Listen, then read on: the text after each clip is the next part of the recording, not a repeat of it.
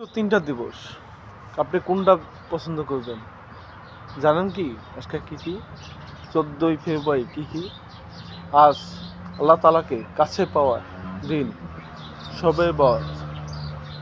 আজ ভালোবাসা দিবস, প্রেমিকাকে কাছে পাওয়া দিবস, বউকে ভালোবাসা দিবস, সকলকে ভালোবাসা দিবস।